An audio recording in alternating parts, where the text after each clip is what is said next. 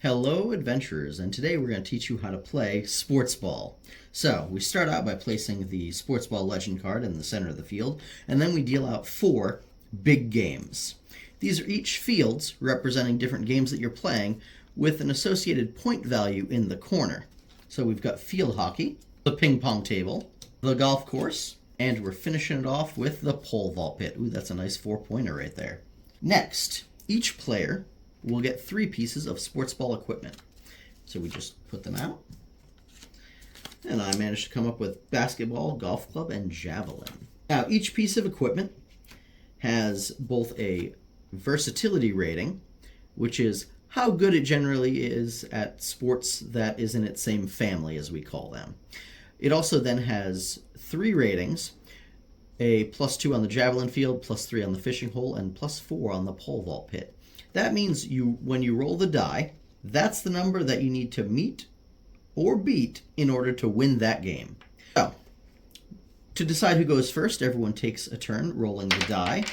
If you manage to roll a 6, though, initiative stops and that person starts because they're a true sports baller. So, we'll say it's my turn and I want to try, and well, there's an easy one. The golf club to the golf course. I'll take my roll. That was a 3, that'd be enough to get it, and I would score those 3 points, taking it. Now, since I didn't roll a 6, I have to give up my equipment. So that gets discarded. You just put it off to the side. And if I did manage to roll a 6, though, you would reveal the next game, in this case the basketball court, and then that person has the option to decide if they want to keep the equipment that they used or get rid of it. I've got the basketball, so I'm all set, so I then draw my new equipment. Now, if I managed to roll a 1, my golf club would have just broke. Done. I missed the game. I need to draw a new piece of equipment. However, we have an interesting mechanic that requires a little bit of dexterity in this, and that's known as the sports ball legend card that is in the center. If a die manages to touch up against or land on it, when you roll from outside this border here, let's see if I can do it. Nope, we'll try again. I'm not a sports baller, people, apparently. There we go. You add 1 to that die roll.